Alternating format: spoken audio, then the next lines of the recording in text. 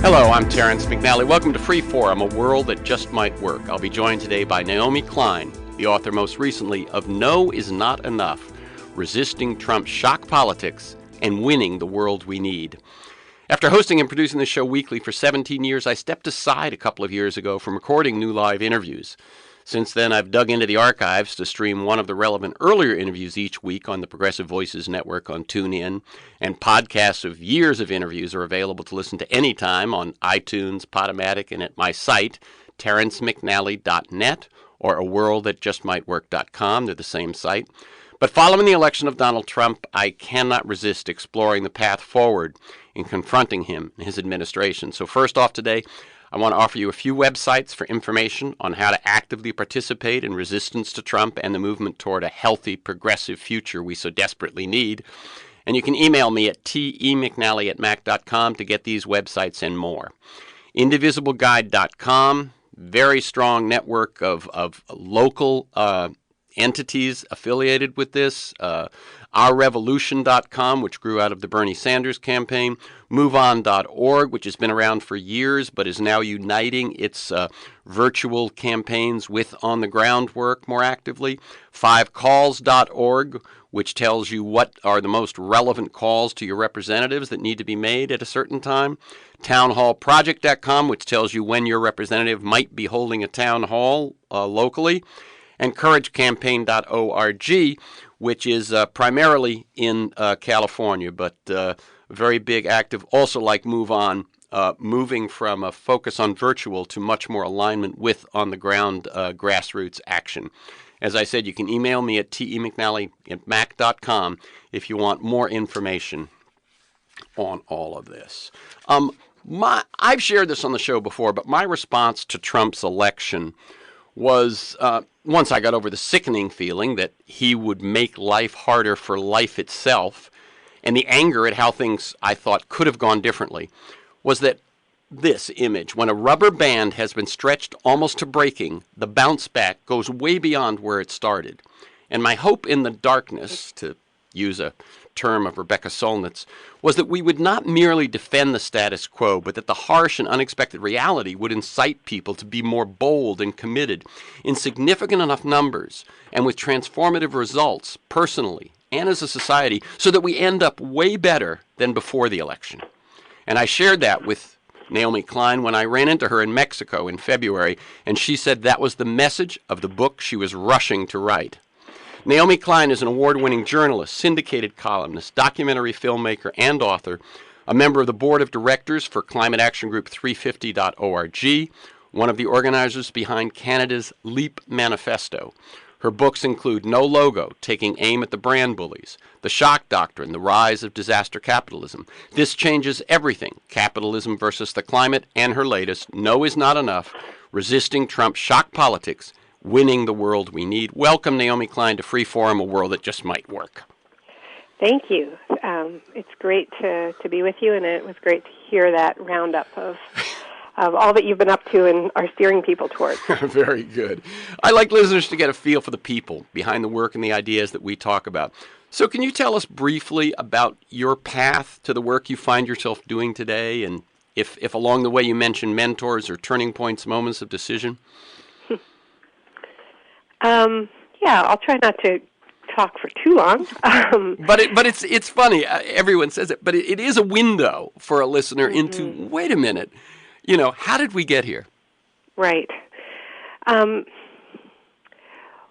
it depends how far back you want to go. I live in Canada. I'm a dual American and Canadian citizen because my parents are both American. I was born in Canada. And I live in Canada because my parents decided that it was a country that reflected their values better than the United States. They came to Canada because my father didn't want to go to Vietnam. And then we moved back to the United States briefly. And because my father worked in healthcare, he had experienced the Canadian healthcare system as Medicare for All was just being introduced. And he, after having that experience and then going back to the U.S. system, he decided, no, I want to work in a public health care system where you don't have to be rich to get sick. And so we left the U.S. because of the war, but we stayed in Canada because of universal public health care. Not just as a sort of bureaucratic service, but as a reflection of the values of a society. My mom is a documentary filmmaker, and she kind of had a similar experience where she was able to get funding to make radical feminist films, anti-war films in Canada, working for a public agency called the National Film Board of Canada, whereas when they went back to the United States, she was literally working somewhere called Portable Channel because she was working out of a trailer. Oh.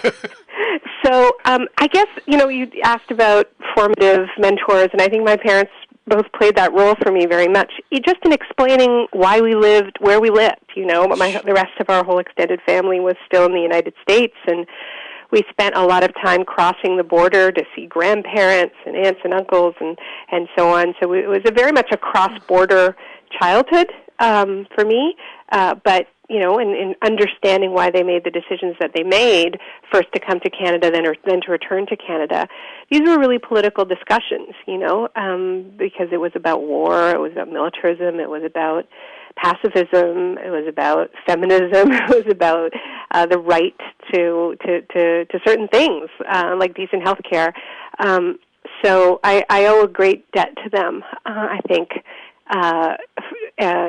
just in giving me a life story that I guess baked in some of the values that I've been trying to fight for, trying to defend in the writing I've been doing my whole adult life, starting with No Logo, which was a book about how corporations were taking over more and more public and communal space in order to embody this new idea that they were selling a lifestyle, selling an idea rather than a product, starting in the 1990s.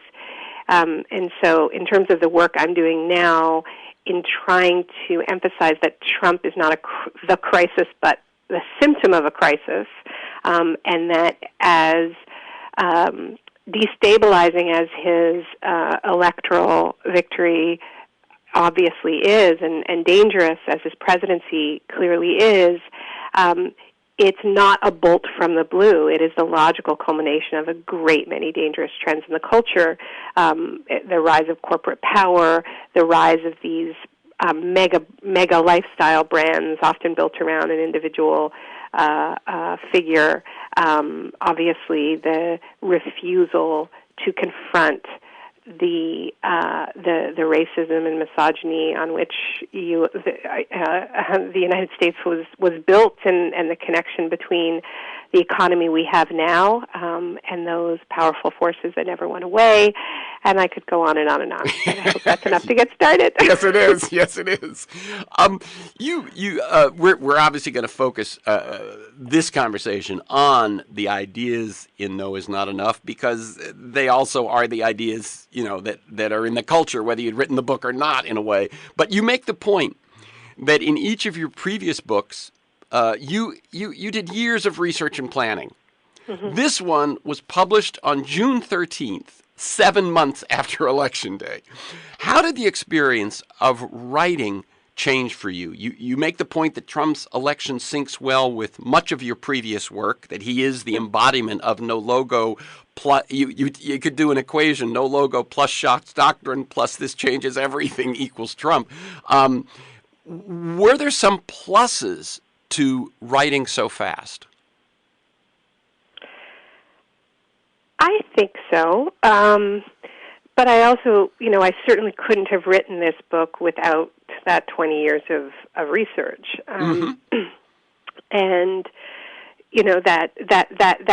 that's the foundation on which I was able to work at a speed that each of my previous major works I haven't been able to work at, because, I write a new book every 7 years, and I joke that it's kind of like getting a PhD each time. Sure. Because I don't write the same book over and over again, not to I mean, I think sometimes when you have a success in the publishing world, your publisher wants you to just basically, change a few things here and do it again.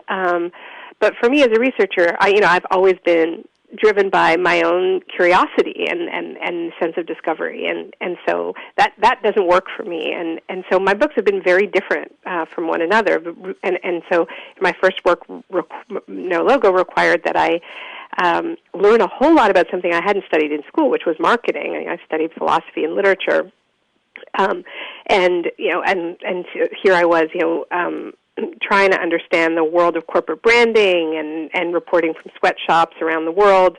And so it took me a long time to do the research and get confident enough to write that book. And then with the shock doctrine, it was a steep learning curve around neoliberal economics and the history of regions that I previously didn't know that much about. And that's why it took me 5 years of really immersive work. And this changes everything.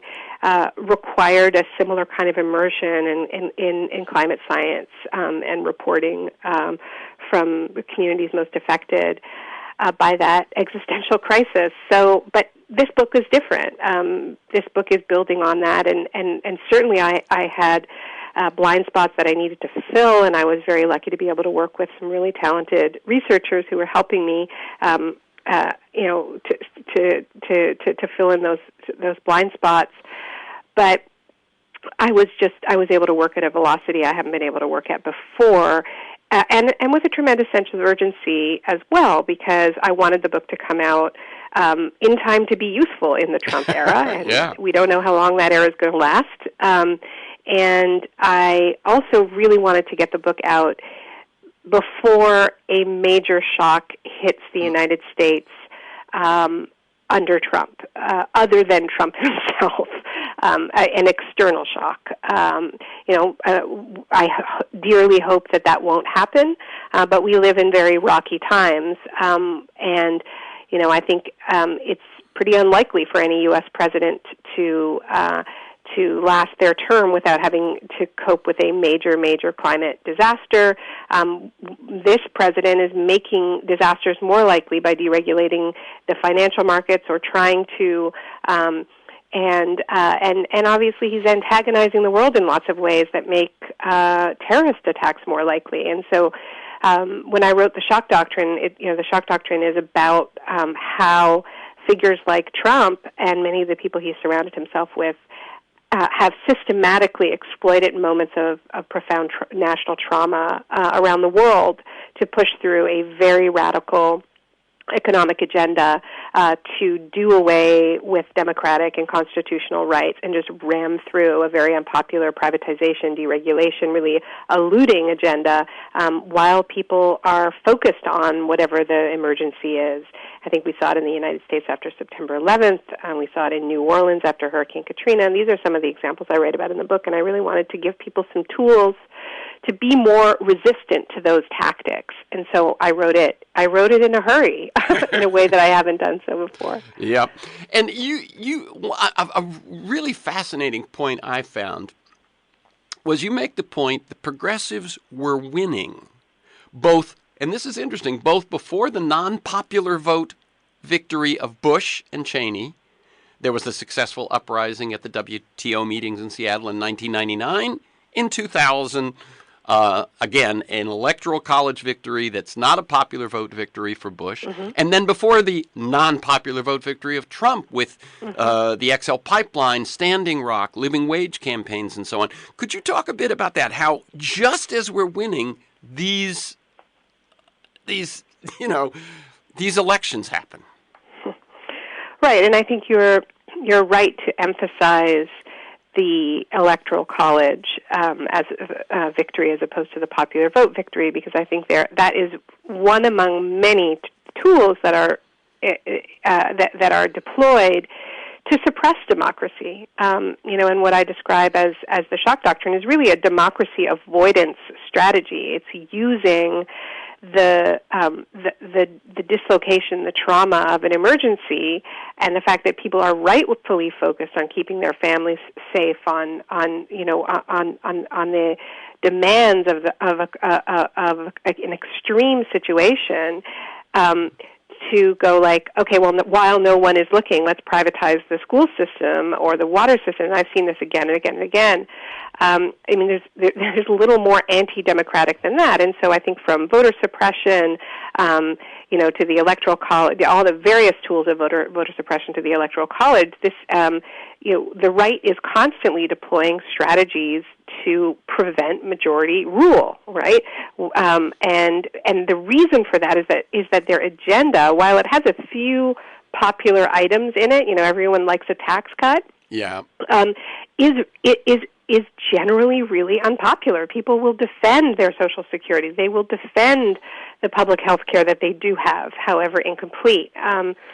They will generally defend hard-won labor rights. And so it is because this is an unpopular, undemocratic agenda that these policies are deployed. But in answer to your question around putting these electoral setbacks, however undemocratic they are, in the context of a progressive momentum, it's absolutely important to remember that the climate justice movement ahead of this election was scaring the hell out of the fossil fuel industry, from the divestment movement to the anti-pipeline movements that were clocking victories, like against the Keystone XL pipeline, and also the fact that ExxonMobil was under investigation by the Attorney General of New York, California, the SEC, for having known about climate change, done its own research in the 70s and 80s, and then poured money into the denial machine, misled the public, misled its shareholders. So, to go from that to having the CEO of Exxon as the Secretary of State is pretty incredible. Or the Sanders campaign itself, and the fact that Wall Street was pretty panicked to see this figure, who they had been sort of dismissing as a crank, suddenly able to attract 13 million votes in the primary and come within an arm's reach of leading the governing party, then the governing party of the United States, which would have made him an incumbent candidate, right? And so that was terrifying for Wall Street. And now where are we? Trump has basically outsourced the government to Goldman Sachs after running a campaign promising, to take them on and saying he was different from Hillary Clinton and Ted Cruz because he wasn't in the pocket of Goldman Sachs. So it's pretty incredible. The fight for 15, winning at the state level, forcing the Democratic Party to adopt its demand in the platform, even if it was dragged kicking and screaming. And then you have Trump. Remember, his first pick for labor secretary, although it was stopped, and that was one of the early victories, was Andrew Pudzer, the CEO of the company that owns Carl's Jr. and Hardee's, which is one of the worst employers in the United States, has been sued multiple times by its workers because it had failed to pay for overtime, failed to take harassment seriously, and on and on and on. And Pudzer himself was one of the industry's most vocal opponents of living wage campaigns. So you go from this movement that's on a roll to a president that would appoint their arch enemy as labor secretary. I mean, this is incredible what has happened in a matter of, as you said, 7 months. And what I think the point you make, and why I bring it up early in this interview, is people have to remember that progressives were winning. And we haven't even talked about Black Lives Matter and the Dreamers. That's right. And the way in which national conversations were completely changed. Exactly. And that things were coming together, that people were, where the Democrats, it's so funny to know who we are, but the Democrats are criticized for single-issue campaigns and so on. But there was a thing where Black Lives Matter and the Dreamers and the living wage campaigns and the Bernie Siegel campaign we're beginning to see things together and work together. And we have to remember that we were very close. There were only two candidates that were drawing 25,000 people to arenas. And had one of them been the candidate and won, the conversation would be so radically different than it is. It's true. I mean, these are this is the history that might have been. And so I think one can be just incredibly sad and discouraged by that, or energized by it, because this possibility that it could have been Sanders running against Trump, that a winning progressive coalition could have been woven in time, to win, right? That's not a possibility that I have ever had in my adult lifetime. I mean, that's not a possibility I've ever entertained, right? Because I grew up in the neoliberal era. I'm in my 40s, and I grew up with Thatcher's "There is no alternative," right. and having it pounded into my brain that the values that leftists believe in are completely out of step with popular opinion and really don't bear mentioning in public or in polite company. And here's Bernie Sanders attracting those massive crowds, talking about free college education, universal public health care, challenging militarism, and the crowds are cheering. Yeah. So something is shifting, and what this means is that if we came that close, yes.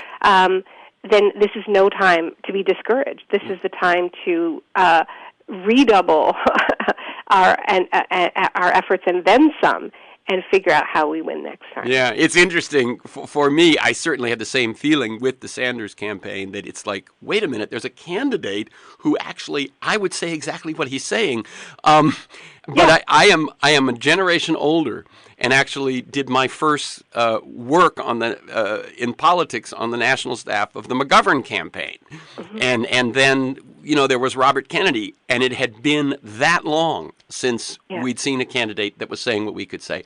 I want to shift the conversation. But I just want to say before moving on is just that, one of the things that I do in the book is as much as I love Bernie Sanders and supported him, I don't think that we have the time to waste to just go on and on about how Bernie would have won and Bernie would have won, exactly. and curse the DNC for the unfairness and all of that, because Bernie didn't win, and I think that his supporters can no more just heap the blame for that on the DNC than the DNC can heap the blame for their loss on the Russians. Yep. This is a moment for deep introspection and self-criticism, and the fact that Bernie was unable to reach a significant percentage of Black and Latino voters who were not millennials, the fact that he was that a lot of women of my generation and older felt that he didn't get the importance of gender equality, and felt that sort of issues around racial and gender and sexual identity felt tacked on in the campaign. Whether or not that's true of Bernie, that those were legitimate reactions, and this is part of what the mistake that cannot be made again. Exactly. Yes. Alicia Garza, one of the founders of Black Lives Matter, often says, "Let's make new mistakes," and I think that's something that the left really needs to take on board. Like, we can't keep, planning the campaign and then being like, "Oh dear, it's all white people. Let's go reach out to some people of color," and then be surprised that they feel tokenized and that their issues are not baked into the campaign, right? Well, I think one of the best quotes in No Is Not Enough comes from Michelle Alexander, who wrote The New Jim Crow, and she basically said, if progressives can't get it together on race, they better have Elon Musk on speed dial, because we're going to need another planet. Yeah. And so I think we need to, part of figuring out how we win next time means doing a lot better on race and gender. Right, and what you're saying is, rather than be discouraged and depressed, it's what are the lessons learned, and just as one could say, had Hillary done this differently, the turnout would have worked in Wisconsin, Michigan, Ohio, etc. The same one can say for Sanders, had he from the start been able to speak to Black and Latinos and the disaffected women, then his turnout might have made him the candidate. And so you gotta learn your lessons. I want to take a big shift here, Naomi, and because it was, for me, the most meaningful section of the book, and you'll understand what I mean. And for you, I think it was a very important thing right at the process of the beginning of the book. Talk about your visit to the Great Barrier Reef, including the part about your son, Toma. Yeah. So I was in Australia in November of 2016 for a month, and I was doing some speaking and doing some reporting, and I, while I was there, made a short film for The Guardian about the Great Barrier Reef, which had just undergone this cataclysmic mass bleaching and die-off, and the situation has actually gotten even worse. And so as I was discussing this film and how to make this film with The Guardian, I realized that that for me, visiting the reef was completely tied up in being a mother, being a parent of a then 4-year-old child named Toma, and that there was something feeling dishonest about making a film about the reef that was not about that. And I often struggle with this as a climate communicator, as somebody who writes about climate change and gives a lot of speeches about it, that there's a way in which when we talk about climate change, it can seem very distant and very almost bloodless, and there's so much bureaucratic language surrounding climate, whether it's the scientific language or whether it's the language of the United Nations and the acronym regurgitation that goes on. It's like the UN is where acronyms go to die, and so between that and then you've got like the policies, which are just a nightmare of bureaucracy of like cap and trade and feed-in tariffs, and when you add up the science and the UN jargon and the policy jargon together, it's very, very hard to talk about this in a way that reflects the fact that we are talking about the dying of so much of life on Earth, and indeed the threat of that we are losing a habitable planet in the lifetime of our children, and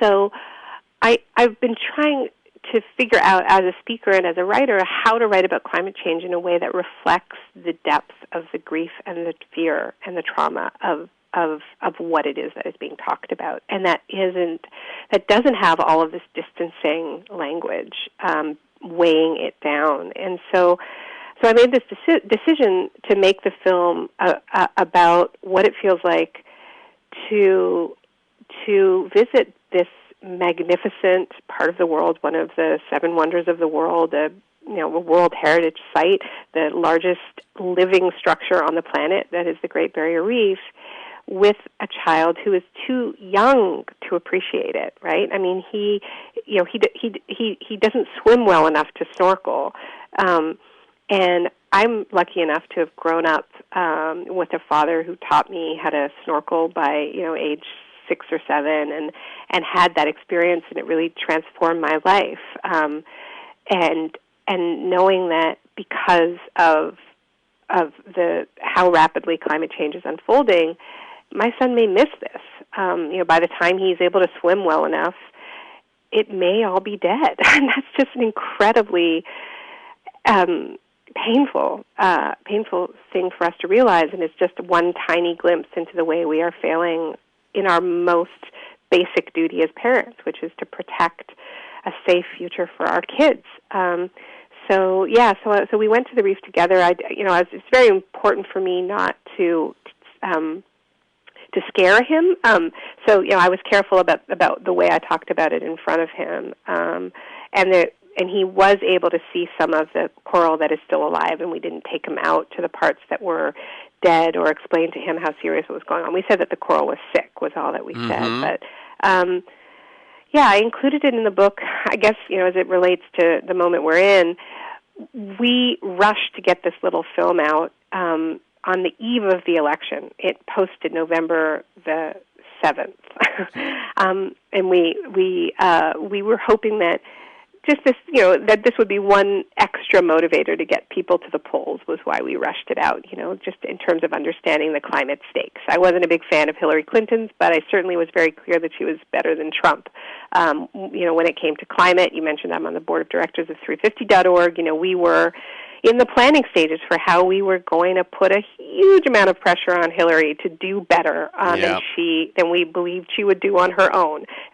We knew she would need a whole hell of a lot of pressure from the outside to have climate policies that were in any way in line with what the science is telling us we need to do. So we rushed it out, and then I guess having just so recently had that experience, and then the Trump victory felt like everybody felt that the consequences on many different levels, and this was one of the levels I felt it on. Yeah, and there is that one moment which, as you're tucking Toma into bed the day after he has been out to see the reef, I'm forgetting the words exactly, but you asked him about if he saw sort of the magic of the secret magical world beneath the sea. Yes, and see it. I'm tearing up now, and he says, "Yes, I saw it." He saw it. Yeah, he saw it. And I mean, yeah, and he did. He caught a glimpse of it, and I mean, think about it. For a child, I mean, you look at the surface of the ocean, and it's hiding so much. It's placid, and that part of the world is spectacularly blue. And then you put on this face mask, and you look down, and it's this riot of color and life, and just look at the secrets it's holding. It's magic, and at the same time, the ocean also has these terrible secrets that it holds, right? I mean, I remember covering the Deepwater Horizon disaster, and as the oil sank because the dispersants were sprayed so that the oil would sink to the bottom, and suddenly things started looking fine again, and everybody started forgetting, and it's like, well, it's still there. It's still on the bottom of the ocean, and the ocean, can look healthy on the surface, as it still does, in the Great Barrier Reef, and underneath, in so many other parts of the reef, you put your mask on, and what you see is death and decay. And one of the most beautiful parts of the world turned into one of its ugliest, to be honest, because when coral dies, it's just rank. Yeah, it's not as you said, it's ghostly white stuff you see the images of. It's rotting life. Yeah. Yeah. I'm going to stick with the sea for a second here and read you a quote, which I think I found probably within the last year. And it's by Antoine de Saint-Exupéry. And it's this: if you want to build a ship, don't drum up the men to gather wood, divide the work, and give orders. Instead, teach them to yearn for the vast and endless sea. And my question has been, since I saw that, is how do we do that in 2017? How do we come up with a compelling narrative that drives Americans to yearn for a future richer than that past they're nostalgic for? And I know that for you, this is a crucial piece of getting beyond no. Yeah. And the final chapter in the book is about an attempt I've been involved in called the Leap Manifesto to get to that place, to paint a picture of the world beyond just fighting defense, beyond just fighting against things getting worse, which you've got to fight for, right?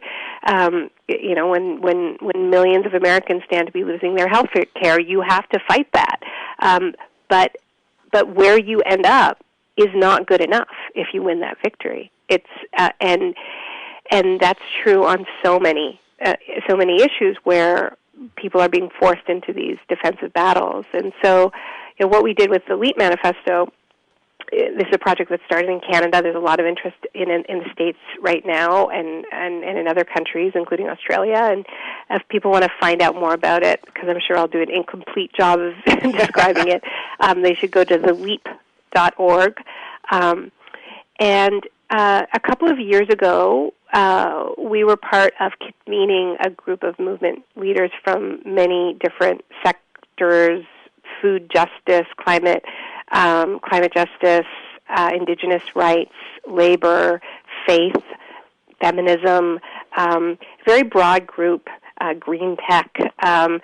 and we locked ourselves, 60 of us, in a room for 2 days, and did something that we realized we'd never done before, which is try to agree on our yes on the world we want.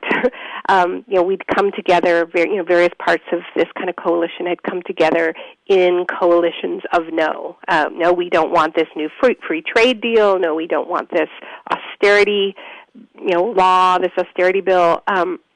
But we hadn't come together in that sort of positive space, and because there was very strong representation there from indigenous communities, the immigrant rights community.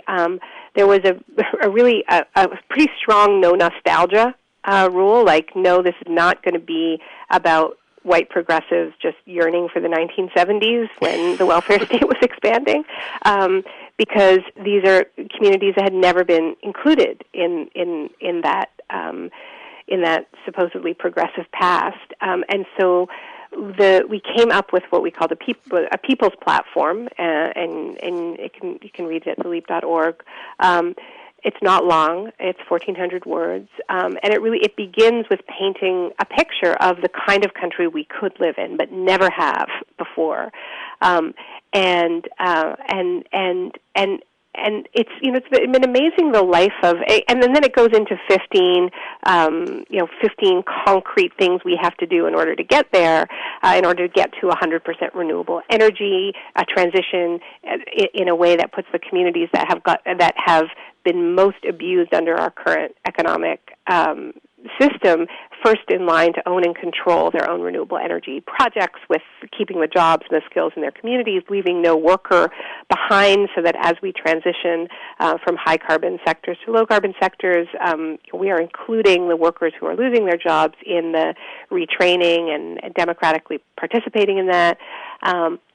We also redefine what a low-carbon job is, what a green job is, so that it isn't only the solar, guys putting up solar panels and wind turbines, but it's also women taking care of the elderly and our kids, and this work that is overwhelmingly done by women, overwhelmingly done by immigrant women, that is so undervalued in our economy, that is low carbon and is never recognized as being a green job, but actually improves people's quality of life tremendously. We make the argument that artists are low carbon workers, that public sector media is low carbon sector work, and then we lay out a plan for how we're going to pay for it, because in a time of unprecedented private wealth, austerity is as we say in the document, a fossilized form of thinking that is at war with life on Earth, and the money is there. We just have to go after it, whether it is increasing royalties on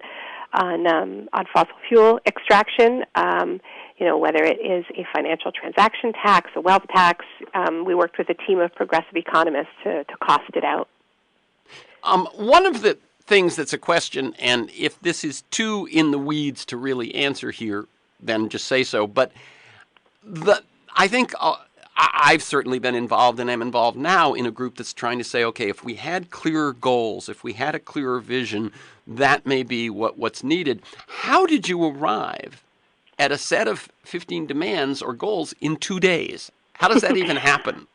We went into the meeting with a draft, so we weren't starting from a blank sheet of paper. Mm-hmm. It was a very well moderated. We put a lot of work into how it was facilitated, mm-hmm. And the working groups and so on. And then out of that meeting, a draft was generated, and then it took a couple more months of consultation virtually after having that face-to-face meeting, and people being able to see how their words and how their work over those 2 days was reflected in the draft. And then, so it took a couple months of fine-tuning the draft to get to a point where people were able to add their organizations or their individual names to it. And then eventually we had 220 organizations that signed on. Mm-hmm. Everyone from, the largest trade union in the country to big green NGOs like Greenpeace and Oxfam to very smaller and more grassroots groups like No One Is Illegal, Coast Salish Territory, Black Lives Matter Toronto, which is not a small organization but is certainly more radical, and so it did take time, but that face to face was important in terms of really grounding it and taking it to a completely unexpected place. I mean, it's interesting to me as a writer that the draft we brought in and the draft that came out of it basically have nothing in common. I love that. So the preparation is essential. The people had to arrive knowing that they kind of had a ballpark idea of where they were and where they were going. But the face-to-face interaction absolutely changes that, and people are good with that because they're owning it as it happens.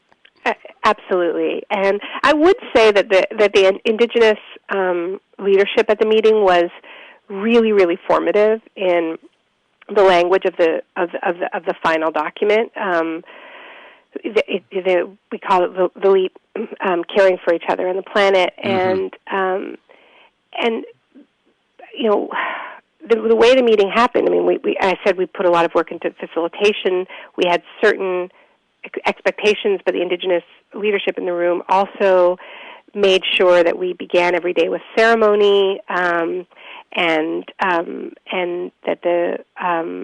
some of the elders in the room led us in that, and I think that changed the outcome. You know, I'm not a religious person, but I'm really quite sure that having prayer in the space changed the outcome. I can't say exactly how, but I know it did. By the way, I did not make it to Standing Rock, but all of the folks that I've spoke to in person who did say that was also a key thing of the experience of that stand as well.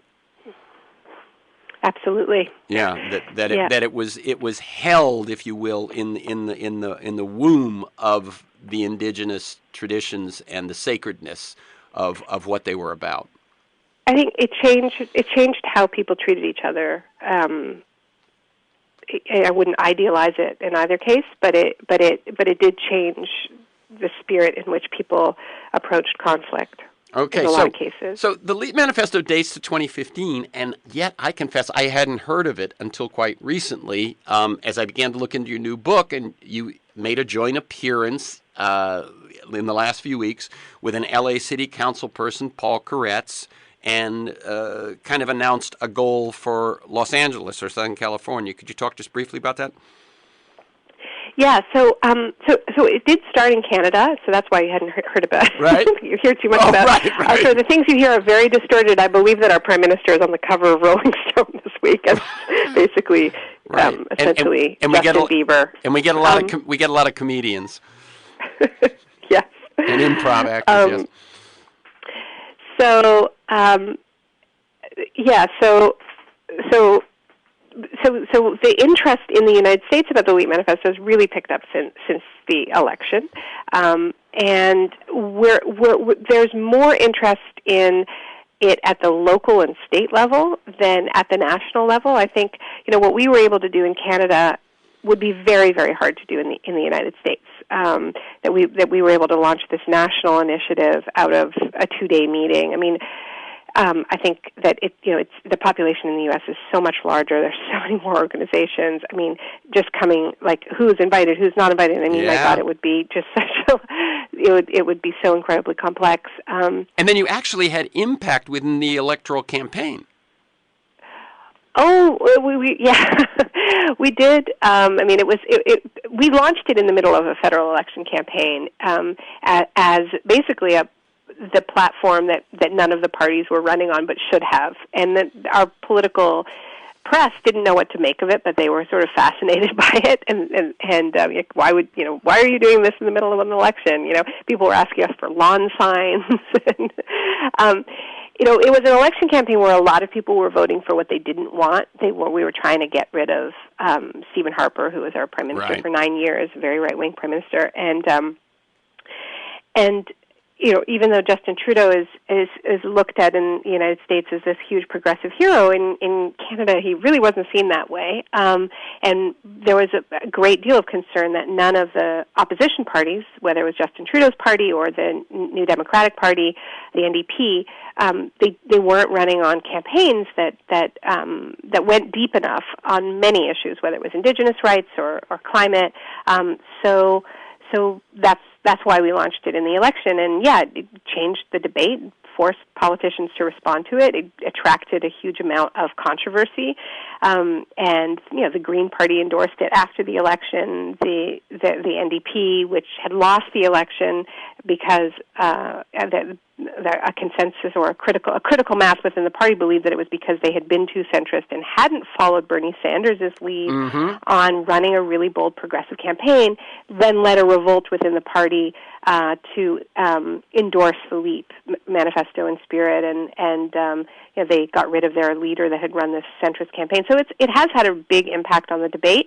I won't lie to you, it's very controversial, and it's controversial because in addition to saying what we do want, we do say that we cannot build new fossil fuel infrastructure. Right. None. And that right? is very controversial in a country that has bet on some pretty dirty forms of oil in the Alberta tar sands. Yeah. And no, that I think you say no more fossil fuel infrastructure, that at this point any more is too much.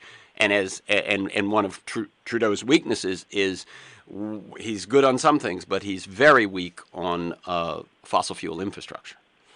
He is. I mean, he says lots of great things about climate change, but he wants to build several new tar sands pipelines. Right. Yeah. Okay. One thing that we don't have time to talk about, but I had thought about it a lot based on the book, and I just am going to mention, if you want to remark to it, that's fine, which was one thing you write about is the opportunity missed in 2009 after Obama's election, that there was a uniqueness of that moment. A country widely lit up with a party that had suffered 9/11, invaded Iraq, crashed the economy. They elect an outsider candidate, a new race, a new generation, all of this. And at the time, I think I took each setback where he took halfway measures, or he didn't go far enough, or he didn't demand enough, or he venerated bipartisanship in a foolish way, I felt. I didn't quite get the depth of how rare those opportunities are, and how an opportunity like that almost has to be treated with the urgency of a crisis. Yeah. You want to? Yeah, and I mean the opportunities being that he was able to write this massive check for a stimulus bill, $800 billion. It could have been more. After decades of relentless cutting back, this idea that you could actually invest in the public sphere, that he was able to do that at a time when he was also, if he had chosen to, able to impose very significant conditions on the money that was being handed out to the banks in the form of a bailout.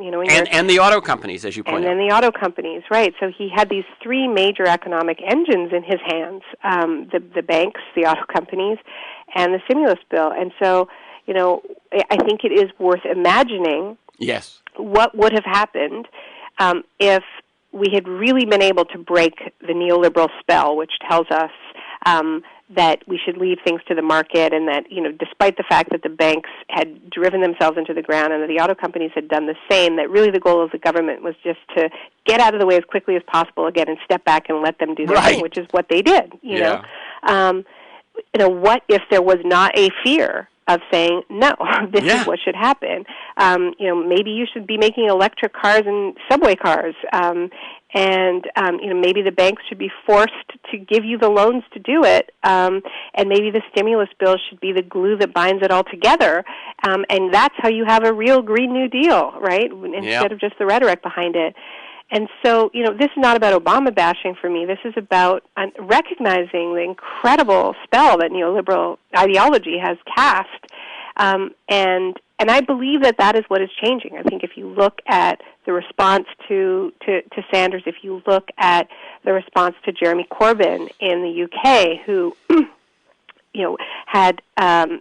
we just came through an election that was supposed to wipe him out. If you look at every single poll ahead of the election campaign, and the election itself was called because his opponent, Theresa May, was so convinced that she was going to be able to just basically do away with the Labour Party once and for all. They didn't need to call the election; they did it. That's right. They did it because they thought the timing was right. Yeah. And instead, what happened is Corbyn released a manifesto that was so bold that it just captured the imagination of 40% of the country who ended up voting for him. So he didn't win the election, but he gained more seats than the Labour Party had gained in a single election since the Second World War. And Theresa May lost her majority. So it was a huge upset. And I think it shows that spell that is what prevented Obama from taking those actions in 2009 is starting to lift in the political sphere. That we are starting to see figures emerge who are not afraid of governing, who are not afraid of